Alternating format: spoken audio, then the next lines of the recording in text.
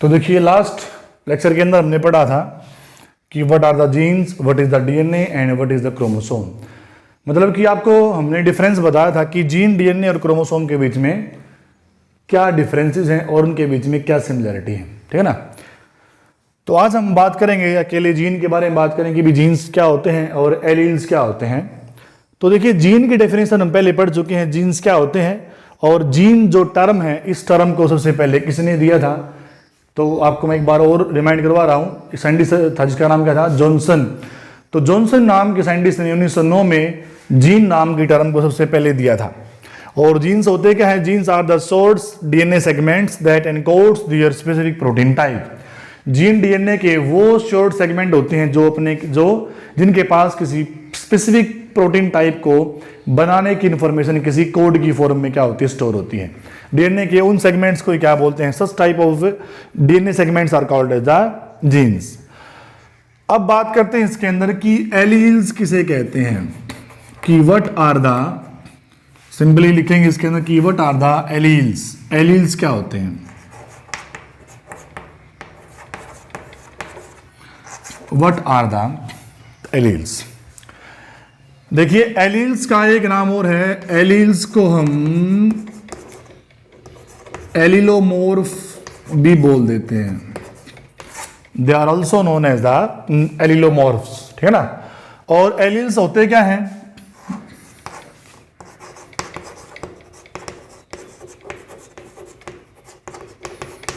Alternative form of genes that are present on the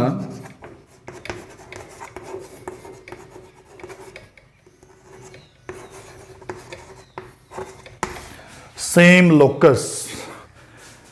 तो देखिए gene की definition आपको मैंने बताई कि जीन्स होते क्या हैं, जीन्स डीएनए के वो सेगमेंट होते हैं जिनके पास किसी स्पेसिफिक प्रोटीन टाइप को बनाने की इंफॉर्मेशन किसी कोड की फॉर्म में छिपी होती है। और एलील्स होते क्या हैं, व्हाट आर द एलील्स। तो देखिए एलील्स क्या है, they are the alternative form of genes. Genes की अल्टरनेटिव फॉर्म को ही क्या बोलते हैं, एलील्स बोलते हैं। अब जीन्स की अल्टरनेटिव फॉर्म क्या है, तो देखिए इसके अंदर क्या है, जीन्स की अल्टरनेटिव फॉर्म का मतलब क्या है, what is the meaning of the alternative form of the genes. देखिए ये डेफिनेशन छोटी सी है लेकिन इसका मीनिंग बहुत बड़ा है।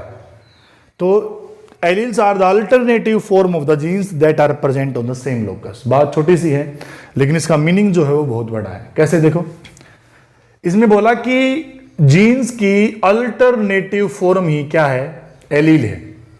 अब देखिए जीन की अल्टरनेटिव फॉर्म का मतलब क्या है। तो इस डेफिनेशन को समझने से पहले आपको कुछ बेसिक चीजें जाननी होंगी। एक कॉमन सी टर्म है बायो के अंदर जो जिसका नाम है फर्टिलाइजेशन। इसका नाम क्या है, फर्टिलाइजेशन। और आप सभी को पता क्या होता है fertilisation, the process of fusion of male and female gamete. मतलब कि स्पर्म और एग,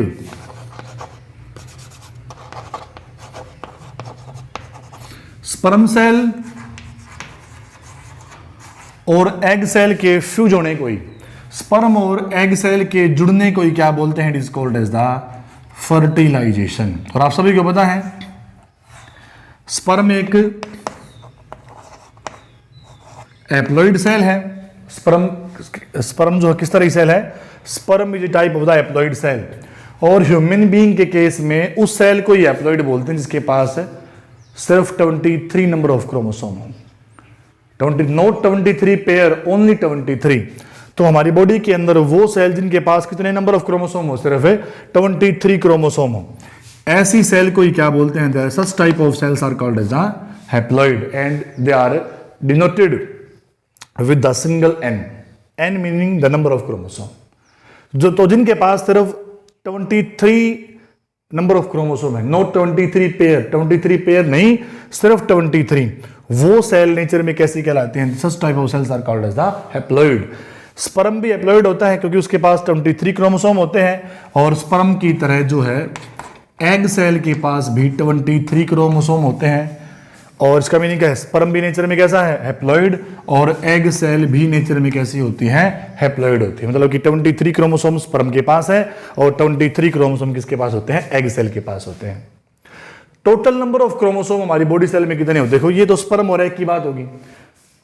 मेल की बॉडी में स्पर्म सेल को छोड़ के और फीमेल की बॉडी में एग सेल को छोड़ के बाकी सभी के सभी बॉडी सेल नेचर में कैसी होती हैं, डिप्लॉइड नेचर की होती हैं। क्या बताया मैंने आपको, मेल की बॉडी में स्पर्म को छोड़ के और फीमेल की बॉडी के अंदर एग सेल को छोड़ के बाकी सभी की सभी बॉडी सेल नेचर में कैसी होती हैं, डिप्लॉइड होती हैं। डिप्लॉइड का मतलब क्या है, उन सभी के पास 46 नंबर ऑफ क्रोमोसोम होते हैं।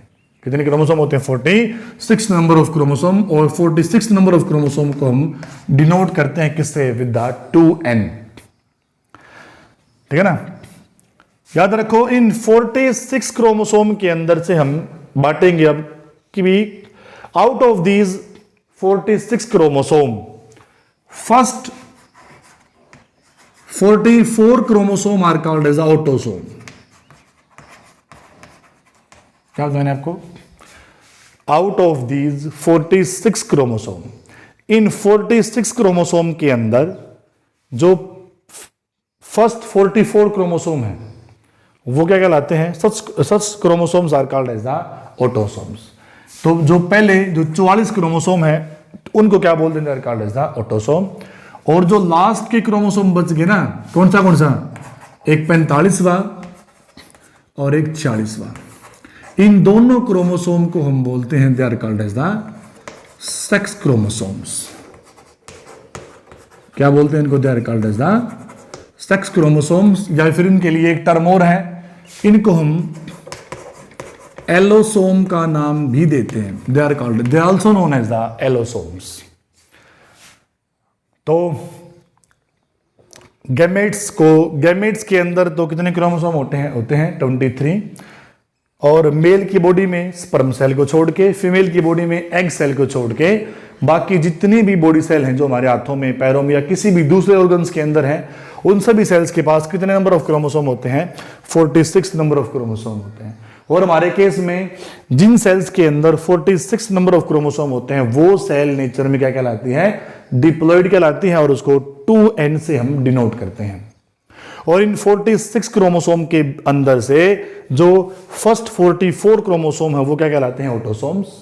और जो लास्ट के दो क्रोमोसोम है 45 और 46, इन दोनों को क्या बोलते हैं, they are called as the sex chromosome.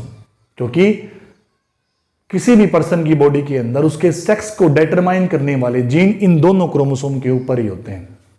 कुछ 45 के ऊपर होते हैं और कुछ 46 क्रोमोसोम के ऊपर होते हैं। ठीक है ना, इसलिए सेक्स को डिटरमाइन करने वाले जीन इन्हीं दो क्रोमोसोम के पास हैं, इसलिए इन दोनों क्रोमोसोम को हम ऑटोसोम की बजाय क्या बोल देते हैं, they are called as the sex chromosome, और you can say the allosomes. इनके लिए एक टर्म इस्तेमाल की गई है। तो जब गैमेट्स बनते हैं ना, क्या बनते हैं, जब गैमेट्स बनते हैं, जब स्पर्म और एग सेल बनते हैं, तो स्पर्म और एग सेल को बनाने के लिए मेयोसिस नाम का डिवीजन होता है। और मेयोसिस आपको पता है, meiosis is a type of the reductional division, क्योंकि मेयोसिस के दौरान सेल के अंदर क्रोमोसोम नंबर क्या होते हैं, they get reduced to half. वो 46 के आधे हो जाते हैं गैमेट्स के अंदर। तो दिखाया ना कि गैमेट्स के अंदर कितने क्रोमोसोम, 23, और नॉर्मल सेल में कितने होते हैं, 46 होते हैं। तो इसलिए स्पर्म के पास क्या होता है, क्योंकि आप सभी को पता है कि स्पर्म, मेल की बॉडी में स्पर्म दो तरह के बनते हैं, half with the X chromosome and half with the Y chromosome. या फिर देखिए सिंपली समझिए आप, हर एक इंडिविजुअल की बॉडी के अंदर, गैमेट को छोड़ के बात कर रहा हूं मैं, गैमेट्स को छोड़ के हर एक इंडिविजुअल की बॉडी सेल में कितने क्रोमोसोम होते हैं, 46 क्रोमोसोम होते हैं। और 46 में से फर्स्ट 44 है ऑटोसोम, और लास्ट के जो दो हैं 45 46 वो क्या कहलाते हैं, सेक्स क्रोमोसोम, या क्या कहलाते हैं, ऑटोसोम, सॉरी एलोसोम कहलाते हैं।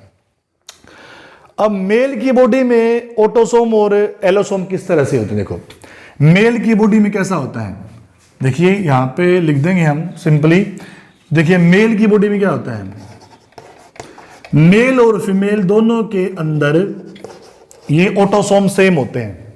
मतलब कि मेल में क्या होता है, हर एक सेल, मेल की हर एक सेल में क्या होता है 44 प्लस XY। मेल की हर एक बॉडी सेल में क्या होता है 44 तो क्या होते हैं ऑटोसोम, और प्लस 45वां क्रोमोसोम किसकी फॉर्म में होता है X, और 46वां किसकी फॉर्म में होता है Y। या फिर क्या बोलोगे कि 45वां Y या 46वां X एक ही बात है। और जबकि फीमेल की बॉडी के अंदर क्या होता है, फीमेल की बॉडी के अंदर मेल की तरह 44 तो क्या है बिल्कुल सेम है प्लस, और इसकी और लेकिन फीमेल के केस में 45वां क्रोमोसोम भी किसकी फॉर्म में होता है X की फॉर्म में, और 46वां भी किसकी फॉर्म में होता है X की फॉर्म में होता है। तो मेल की हर एक बॉडी सेल में क्या प्रेजेंट होता है 44 प्लस XY, और फीमेल की हर एक बॉडी सेल में क्या होता है 44 प्लस XX। ठीक है ना। तो मेल की बॉडी में एक X क्रोमोसोम होता है, एक Y होता है, जबकि फीमेल की बॉडी में Y क्रोमोसोम नहीं होता, उसमें क्या होता है 2 X क्रोमोसोम उसकी बॉडी के अंदर प्रेजेंट होते हैं। इसलिए जब मेल की बॉडी में स्पर्म बनते हैं ना, जब मेल की बॉडी के अंदर स्पर्म सेल बनते हैं तो वो 50% तो कैसे बनते हैं 22 प्लस X, और 50% कैसे बनते हैं 22 प्लस Y। इसलिए जो मेल है वो 2 तरह के स्पर्म प्रोड्यूस करता है, half sperm cell with the 22 plus X, और जबकि हाफ कैसे होते हैं 22 प्लस Y। और जबकि जो फीमेल है, जबकि फीमेल सारे के सारे एग सेल क्या करती है बिल्कुल एक जैसे ही प्रोड्यूस करती है, क्योंकि उसकी बॉडी के अंदर जो 45 और 46 हैं वो दोनों क्या हैं X हैं। इसलिए फीमेल की बॉडी में जितने भी एग सेल बनते हैं वो सारे के सारे कैसे बनते हैं, वो सारे के सारे 22 प्लस X और 22 प्लस X ही बनते हैं सारे के सारे। लग गया पता। अगर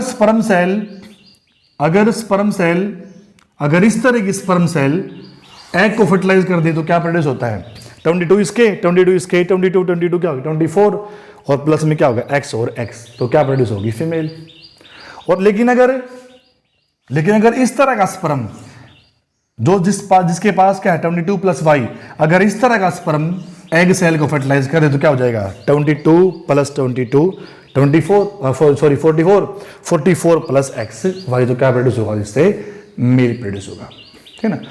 तो एक जनरल सा आइडिया हमने आपको गैमेट्स के बारे में दे दिया है, क्योंकि एलील को समझने के लिए ये सारी बातें क्या होती हैं काफी जरूरी होती हैं। आपने क्या नोट किया, आपने नोट किया कि स्पर्म, तो सपोज करो यहां पे स्पर्म आ गया, स्पर्म और एग, स्पर्म कितने क्रोमोसोम लेके आया है 23, और एग सेल कितने क्रोमोसोम लेके आई, ये भी 23 क्रोमोसोम लेके आई है। ठीक है ना। और फर्टिलाइजेशन के दौरान क्या हो गया, अभी फर्टिलाइजेशन के दौरान स्पर्म और एग सेल का फ्यूजन हो गया, और स्पर्म और एग सेल के फ्यूजन से क्या बन गया, स्पर्म और एग के फ्यूजन से जो रिजल्टिंग सेल बनी, उस रिजल्टिंग सेल को क्या बोलेंगे जाइगोट। और जाइगोट के अंदर क्या था, जाइगोट के अंदर दोनों तरफ से क्रोमोसोम आ गए। 23 क्रोमोसोम किसकी तरफ से मिल गए इसको, स्पर्म की तरफ से, और 23 क्रोमोसोम इसको किसकी तरफ से मिल गए, एग सेल की तरफ से। 23 कितने हो गए 46 क्रोमोसोम हो गए। और जाइगोट के अंदर डिवीजन होता है कौन सा, माइटोसिस। और आपको पता है माइटोसिस सेल डिवीजन की वो टाइप है जो हमेशा डिप्लॉइड सेल टाइप को क्या करता है, प्रोड्यूस करता है। जाइगोट के अंदर माइटोसिस होने से बनता है एम्ब्रियो, इसलिए एम्ब्रियो भी कैसा बनता है, नेचर में डिप्लॉइड बनता है। और डिप्लॉइड एम्ब्रियो क्या करता है, डिप्लॉइड एम्ब्रियो एक न्यू यंग वन को क्या करता है, प्रोड्यूस करता है। लगे बता। इसलिए हमारी जो टोटल बॉडी है वो नेचर में कैसी होती है, डिप्लॉइड नेचर की होती है। ठीक है ना। एग और स्पर्म दोनों 23 क्रोमोसोम लेके आए, और दोनों ने मिलकर क्या बना दिया, जाइगोट। जाइगोट के अंदर क्या हो गया, माइटोसिस। और जाइगोट के अंदर माइटोसिस से क्या हो गया, क्या बन गया, एम्ब्रियो। और एम्ब्रियो से हम डेवलप हो गए। और एम्ब्रियो नेचर में कैसा है, डिप्लॉइड है।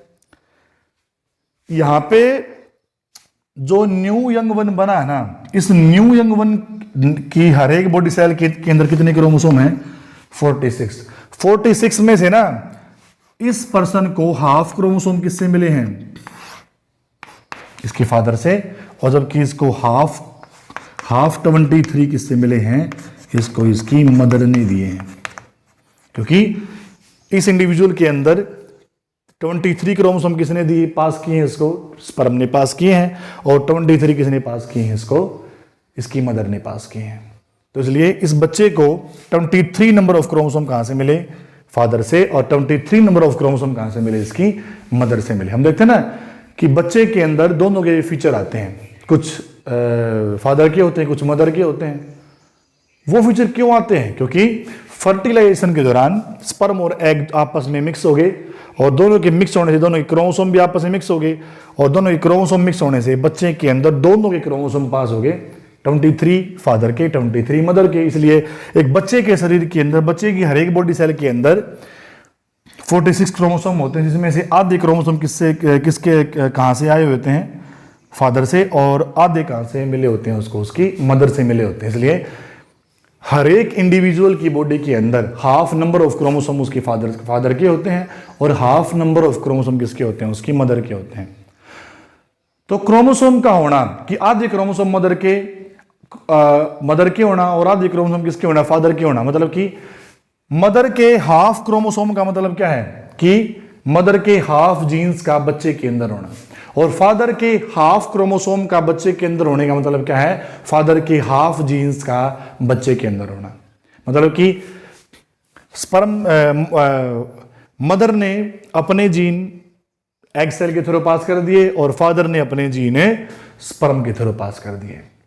इसलिए बच्चे की बॉडी के अंदर फादर और मदर दोनों के जीन्स प्रेजेंट होते हैं, है ना। और फादर और मदर जिसमें से जिसके जीन ज्यादा डोमिनेंट नेचर के होते हैं, उसी पेरेंट के ज्यादा फीचर बच्चे के अंदर होते हैं।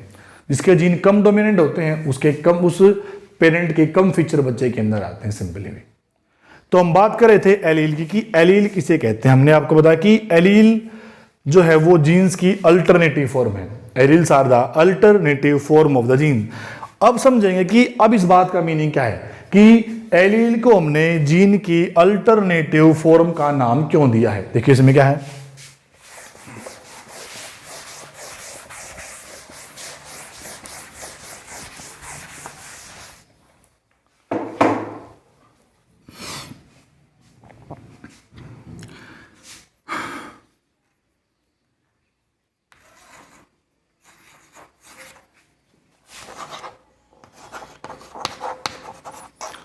तो देखिए 23 क्रोमोसोम किसने पास किए? स्पर्म ने। 23 क्रोमोसोम किसने पास किए?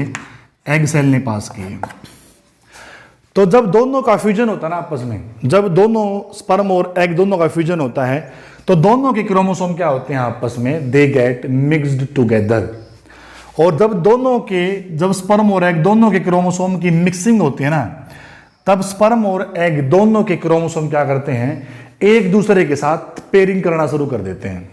क्या बताना है आपको कि जब स्पर्म और एग दोनों का फ्यूजन होता है, तब स्पर्म और एग दोनों के क्रोमोसोम, जब दोनों की मिक्सिंग होती है क्रोमोसोम की, तो मिक्सिंग के दौरान दोनों के क्रोमोसोम क्या करते हैं? एक दूसरे के साथ पेयरिंग करना क्या करते हैं? शुरू कर देते हैं। जैसे कि देखिए पेयरिंग का रूल क्या है? पेयरिंग का रूल ये है कि स्पर्म के अब 23 क्रोमोसोम कहां से आए हैं? स्पर्म से आए हैं। 23 कहां से आए हैं? एग से आए हैं। और जब जाइगोट बनता है, जब फर्टिलाइजेशन होता है, जब दोनों के क्रोमोसोम आपस में मिक्स होते हैं, तो मिक्सिंग के दौरान क्या होता है?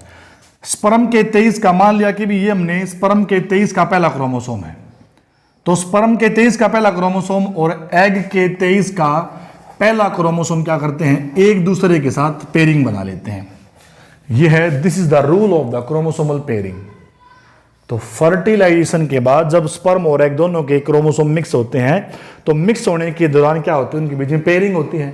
और पेयरिंग का रूल क्या है? पेयरिंग का रूल यह है कि स्पर्म के 23 का, तो स्पर्म के 23 क्रोमोसोम है, इन 23 में से 23 का पहला क्रोमोसोम स्पर्म के 23 का पहला, और एग सेल के 23 का पहला क्रोमोसोम क्या करते हैं? तो इसका भी पहला क्रोमोसोम और इसका भी पहला क्रोमोसोम क्या करते हैं, एक दूसरे के साथ पेयरिंग कर लेते हैं, मतलब कि पहले की पेयरिंग किसके साथ होगी, पहले क्रोमोसोम के साथ। ऐसे ही दूसरे क्रोमोसोम की पेयरिंग हो जाती है दूसरे क्रोमोसोम के साथ, मतलब कि इनमें से एक कहां से आया है, एक फादर का एक मदर का भी, और कौन सा पेयर है, दूसरा भी। तो पहले की पेयरिंग होगी पहले के साथ, दूसरे की पेयरिंग होगी दूसरे के साथ, और ऐसे ही तीसरे की पेयरिंग होगी किसके साथ, तीसरे क्रोमोसोम के साथ, फोर्थ की फोर्थ के साथ, फिफ्थ क्रोमोसोम की फिफ्थ के साथ। इसलिए पहले क्रोमोसोम से लेके 23वें क्रोमोसोम तक ऐसे ही पेयरिंग होती चली जाती है। समझे ना कि स्पर्म के 23, एग के 23 और स्पर्म के 23 का पहला और एग के 23 का पहला पेयर अप हो गए, स्पर्म के 23 का दूसरा और एग के 23 का दूसरा क्या हो गया, दोनों आपस में पेयर अप हो गए। तो पहले की पेयरिंग होगी पहले के साथ, दूसरे की पेयरिंग होगी दूसरे के साथ, तीसरे की पेयरिंग तीसरे के साथ, चौथे की पेयरिंग चौथे क्रोमोसोम के साथ। सपोज करो अगर ये स्पर्म कैसा है 22 प्लस वाई, और एग तो आपको पता कैसा होता है, एग तो हमेशा 22 प्लस एक्स ही होता है। इसलिए पहले की पेयरिंग पहले के साथ, दूसरे की दूसरे के साथ, और ऐसे ही लगातार फोर्थ की फोर्थ, फिफ्थ की फिफ्थ, सिक्स की सिक्स, सेवंथ की सेवंथ। लास्ट की बात करें 23वें की बात करते हैं तो 22 तक तो ऐसे ही हो जाएगी पेयरिंग। तो पहले की पहले के साथ, ठीक है ना, 20वें की 20वें के साथ, 21वें की 21वें के साथ, और 22वें की 22वें के साथ। बात है 23वें की। 23वां कौन सा है, स्पर्म का 23वां है वाई, और एग सेल का 23वां कौन सा है, एक्स भी। तो 23वें कौन सी पेयरिंग होगी भी, 23वें की पेयरिंग होगी, 23वें में क्या होगा भी, एक एक्स होगा और एक कौन सा होगा, एक वाई होगा भी। ऐसे पेयरिंग होंगे सिंपली। तो पहले की पहले के साथ, दूसरे की पेयरिंग दूसरे के साथ, तीसरे की पेयरिंग तीसरे के साथ, चौथे की पेयरिंग चौथे के साथ, पांचवें की पांचवें के साथ, ऐसे लगातार 23 तक ऐसे ही पेयरिंग होती चली जाएगी, हो गया ना। और अगर स्पर्म कैसा है 22 प्लस वाई, और एग सेल कैसा है, ये तो 22 प्लस एक्स होता ही है, तो क्या हो जाएगा, तो 22 तक पेयरिंग नॉर्मली होगी। 23वीं पेयरिंग कैसे होगी, एक्स वाई, एक एक्स होगा एक वाई होगा। और लेकिन अगर स्पर्म भी कैसा हुआ 22 प्लस एक्स, तो क्या होगा भी, तो लास्ट में क्या होगा, लास्ट में एक्स एक्स हो जाएगा, एक्स की पेयरिंग हो जाएगी किसके साथ है, एक्स के साथ सिंपली। तो ये आपको मैंने बताया रूल की फर्टिलाइजेशन के बाद क्रोमोसोम की पेयरिंग का रूल क्या है कि 23वें का पहला, एग सेल का पहला, दे गेट पेयर अप, है ना। स्पर्म के 23वें का दूसरा और एग के 23वें का दूसरा, they also get pair up. तो पहले की पेयरिंग पहले के साथ, दूसरे की पेयरिंग दूसरे के साथ, तीसरे की पेयरिंग तीसरे के साथ, लगातार ऐसे ही पेयरिंग होती चली जाएगी सिंपली 23 तक, है ना। अगर 23वां स्पर्म के पास अगर वाई है तो क्या होगा भी, एक्स प्लस वाई, अगर एक्स है तो क्या होगा, एक्स प्लस एक्स सिंपली भी। तो मेरे हिसाब से आपको समझ में आ गया हो गया कि ये सिस्टम क्या है सारा का सारा। अब बात करते हैं एलील की। याद रखो आप इसमें स्पर्म के 23 क्रोमोसोम का पहला क्रोमोसोम, स्पर्म के 23 में से पहला क्रोमोसोम और एग के 23 में से पहला क्रोमोसोम, दोनों क्या हो गया, आपस में पेयर अप हो गए। तो देखिए बिल्कुल अलग से दिखा देंगे इनको। सपोज कीजिए कि ये है स्पर्म का, ये है स्पर्म के 23 का पहला क्रोमोसोम, और पेयरिंग किसके साथ होगी, इसकी पेयरिंग होगी एग सेल के, इसकी पेयरिंग होगी एग सेल के पहले क्रोमोसोम के साथ। मतलब कि ये स्पर्म के 23 का पहला और ये है एग सेल के 23 का पहला, मतलब कि ये है फादर का पहला क्रोमोसोम और ये है मदर का पहला क्रोमोसोम। याद रखना भी आप कि ये है स्पर्म के 23 का पहला क्रोमोसोम, यहां पे लिख देंगे हम सिंपली भी कि हमने सपोज किया कि ये स्पर्म सेल के जो ये है स्पर्म के 23 का पहला, और ये क्या है, और ये है एग के 23 का पहला क्रोमोसोम। तो उसमें याद रखो आप, तो स्पर्म के 23 का पहला और एग के 23 का पहला दोनों क्या हो गया, आपस में पेयर अप हो गए। पेयर अप क्यों है आपस में? क्योंकि ना फादर का पहला क्रोमोसोम और मदर का पहला क्रोमोसोम दोनों की पेयरिंग आपस में होगी। दोनों के दोनों क्रोमोसोम ना साइज में, शेप में, स्ट्रक्चर में और जीन टाइप में बिल्कुल सेम है। मतलब कि जिस तरह का स्ट्रक्चर इसका है ना, उसी तरह का स्ट्रक्चर किसका है? मदर वाले का है। और जिस तरह के जीन फादर वाले क्रोमोसोम के ऊपर है ना, सेम उसी तरह के जीन मदर वाले क्रोमोसोम के ऊपर है भाई। देखो पेयरिंग तो आपको मैंने बताई, स्पर्म के 23 का पहला और एग के 23 का पहला दे गेट पेयर अप। क्यों पेयर अप हुए हैं? क्योंकि स्पर्म के 23 का पहला मतलब कि फादर का पहला क्रोमोसोम, फादर के स्पर्म का पहला क्रोमोसोम, ठीक है ना, और मदर के एग का पहला क्रोमोसोम, दोनों के दोनों शेप में, साइज में, स्ट्रक्चर में क्या है? बिल्कुल सिमिलर है। और तो और दोनों के ऊपर जीन भी क्या है? बिल्कुल एक जैसे ही हैं। सपोज करो कि फादर के पहले क्रोमोसोम के सिरे के ऊपर ए नाम का जीन है, तो मदर के पहले क्रोमोसोम के सिरे के ऊपर भी आपको ए नाम का जीन ही मिलेगा। मान लो कि फादर के पहले क्रोमोसोम के अंदर ए के बाद क्या था? बी नाम का जीन है, तो मदर के पहले क्रोमोसोम के अंदर ए के ठीक बाद क्या मिलेगा? बी नाम का जीन ही मिलेगा। इसका मीनिंग क्या है? इसका मतलब भी स्पर्म सेल के जो 23 क्रोमोसोम, स्पर्म सेल के 23 क्रोमोसोम जिस तरह के जीन पास कर रहे हैं, एग सेल के 23 क्रोमोसोम भी सिमिलरली उसी तरह के जीन पास कर रहे हैं। ठीक है ना? तो मतलब कि मदर का पहला क्रोमोसोम, फादर का पहला क्रोमोसोम, दोनों के पास जीन सेम टाइप के हैं। मदर का दूसरा, फादर का दूसरा क्या है? दोनों के पास जीन सेम टाइप के हैं। है ना? तो मदर का तीसरा, फादर का तीसरा, दोनों के पास जीन कैसे हैं? बिल्कुल सेम टाइप के हैं। तो उसका मीनिंग क्या है? तो पहले क्रोमोसोम के जीन पहले के साथ मैच कर रहे हैं, दूसरे के साथ, तीसरे के साथ, चौथे के साथ, पांचवें के साथ, और 23 तक ऐसा ही चलता है।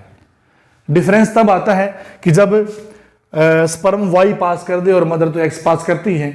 एक्स और वाई में डिफरेंस हो सकता है, लेकिन जो स्टार्टिंग के 22 क्रोमोसोम है उनके अंदर तो जीन्स की बिल्कुल सिमिलरिटी होती ही है सिंपली। तो अगर फादर के पहले क्रोमोसोम के सिरे के ऊपर ए नाम का जीन है, तो मदर के पहले क्रोमोसोम के सिरे के ऊपर भी क्या मिलेगा? आपको ए नाम का जीन ही मिलेगा। ठीक है ना? और अगर फादर के पहले क्रोमोसोम के अंदर ए के बाद बी है, तो मदर के पहले क्रोमोसोम के अंदर ए के बाद क्या मिलेगा? आपको बी नाम का जीन ही मिलेगा। अगर फादर में बी के बाद सी है, तो मदर के अंदर भी क्या मिलेगा? बी के बाद सी ही मिलेगा। इसका क्या नोट किया आपने कि फादर और मदर के पहले क्रोमोसोम है, दोनों का साइज भी सेम है, दोनों का स्ट्रक्चर भी सेम है, दोनों के ऊपर जीन भी क्या है? बिल्कुल सेम है। इसका मीनिंग क्या है? इसका मतलब एक बच्चा अपने दोनों पेरेंट से एक जीन की दो कॉपी रिसीव करता है। मतलब कि इसका मतलब क्या है? हम सब की बॉडी के अंदर हमारा फीचर तो है एक, लेकिन उस फीचर को कंट्रोल करने वाले जीन कितने हमारे पास? दो कहां से आए? उसी जीन की एक कॉपी हमारे फादर ने पास की है और उसी जीन की दूसरी कॉपी हमारी मदर ने पास की है।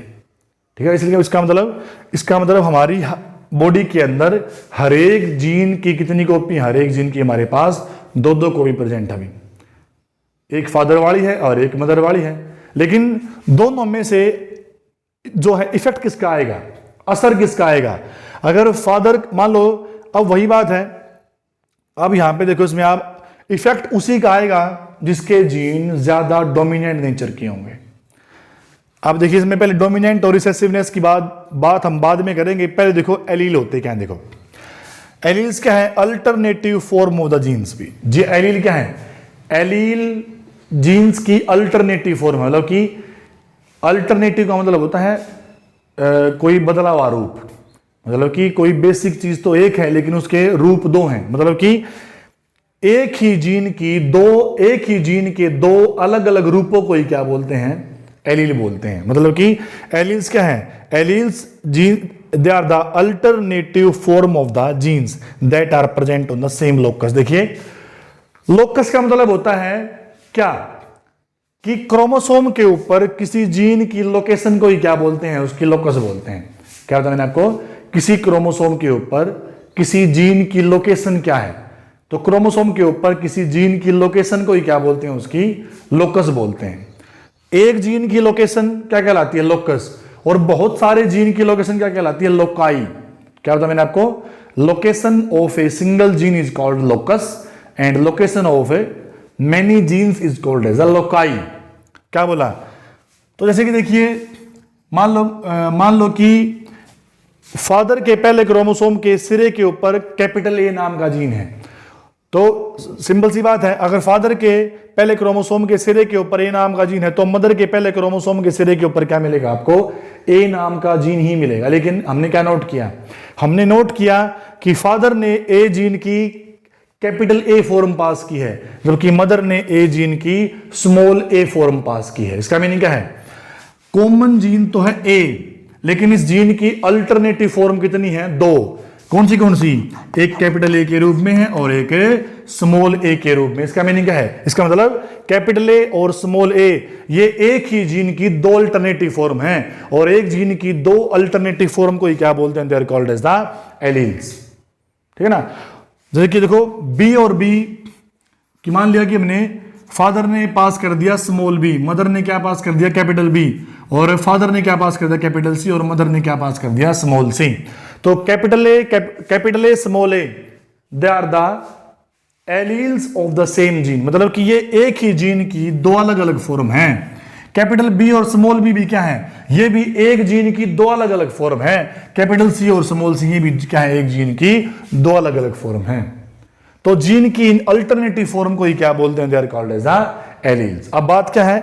आगे क्या लिखा? They are present on the same locus, मतलब कि एलील्स जीन की वो अल्टरनेटिव फॉर्म है जो क्रोमोसोम के ऊपर सेम लोकस के ऊपर प्रेजेंट होती हैं। देखिए इसमें क्या है?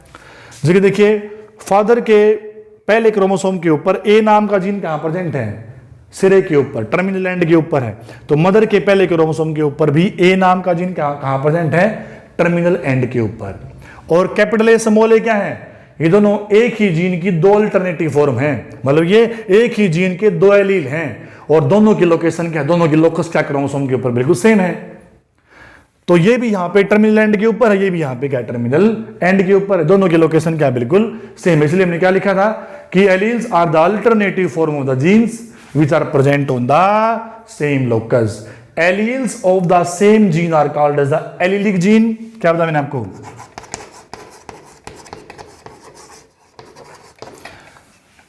वो जीन, मतलब कि सेम जीन के एलील को क्या बोलते हैं? Alleles of the same gene are called allelic gene. जैसे कि तो कैपिटल ए स्मॉल ए क्या है? ये दोनों एक ही जीन के एलील है, इसलिए कैपिटल ए स्मॉल ए क्या है? They are called as the allelic gene. जबकि क्या बोलेंगे? Alleles of the different gene, अलग अलग जीन्स के एलील को क्या बोलते हैं? They are called as the non allelic gene. तो alleles of the same gene are called allele. जैसे कि कैपिटल ए स्मॉल ए ये सेम जीन के एलील है, तो क्या बोलेंगे इनको? They are called the allelic gene.